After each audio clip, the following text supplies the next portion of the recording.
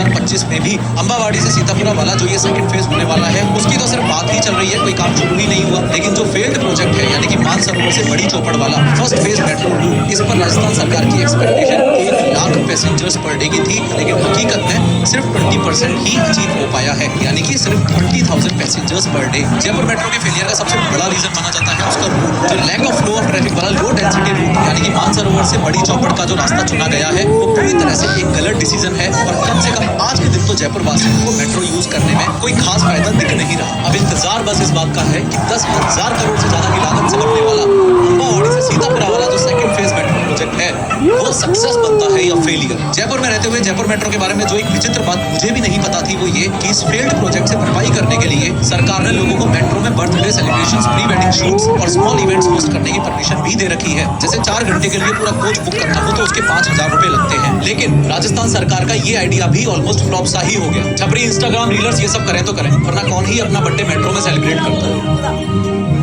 जयपुर में रहने वाले किसी भी इंसान को ये 2 चीजें अच्छे से पता है। पहली तो ये कि जयपुर में मेट्रो है और दूसरी ये कि जयपुर मेट्रो एकदम खाली चलती है। प्रोफेसर भाव को फॉलो करके इस बात के पीछे के रीजन को समझो कि कुल 10 सालों के कार्यकाल में पूरा होने वाला और 3,000 करोड़ रुपए से ज्यादा की लागत में बनने वाला जयपुर मेट्रो प्रोजेक्ट एक कंप्लीट फेलियर बनके क्यों रह गया। सबसे पहले तो लोकेशंस और जयपुर मेट्रो के स्ट्रक्चर को अच्छे से समझो। अभी तक जयपुर मेट्रो टोटल 2 अलग-अलग फेजेस में डिवाइडेड है। आज 2025 में भी अंबावाड़ी से सीतापुरा वाला जो ये सेकंड फेज होने वाला है उसकी तो सिर्फ बात ही चल रही है, कोई काम शुरू ही नहीं हुआ। लेकिन जो फेल्ड प्रोजेक्ट है यानी कि मानसरोवर से बड़ी चौपड़ वाला फर्स्ट फेज मेट्रो रूट, इस पर राजस्थान सरकार की expectation 1 lakh passengers per day की थी, लेकिन हकीकत में सिर्फ 20% ही अचीव हो पाया है, यानी कि सिर्फ 20,000 passengers per day. Jaipur metro के फेलियर का सबसे बड़ा रीजन माना जाता है उसका रूट, जो lack of flow of traffic वाला लो डेंसिटी रूट यानी कि मानसरोवर से बड़ी चौपड़ का जो रास्ता चुना गया है वो पूरी तरह से एक गलत डिसीजन है। और कम से कम आज के दिन तो जयपुर वासियों को मेट्रो यूज करने में कोई खास फायदा दिख नहीं रहा। अब इंतजार बस इस बात का है कि 10,000 करोड़ से ज्यादा की लागत से बनने वाला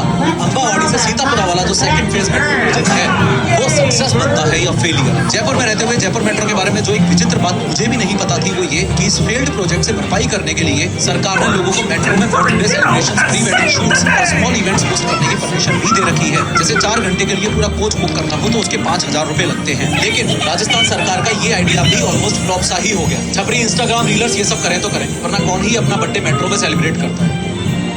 जयपुर में रहने वाले किसी भी इंसान को ये 2 चीजें अच्छे से पता है। पहली तो ये कि जयपुर में मेट्रो है और दूसरी ये कि जयपुर मेट्रो एकदम खाली चलती है। प्रोफेसर भाव को फॉलो करके इस बात के पीछे के रीजन को समझो कि कुल 10 सालों के कार्यकाल में पूरा होने वाला और 3,000 करोड़ रुपए से ज्यादा की लागत में बनने वाला जयपुर मेट्रो प्रोजेक्ट एक कंप्लीट फेलियर बनके क्यों रह गया। सबसे पहले तो लोकेशंस और जयपुर मेट्रो के स्ट्रक्चर को अच्छे से समझो। अभी तक जयपुर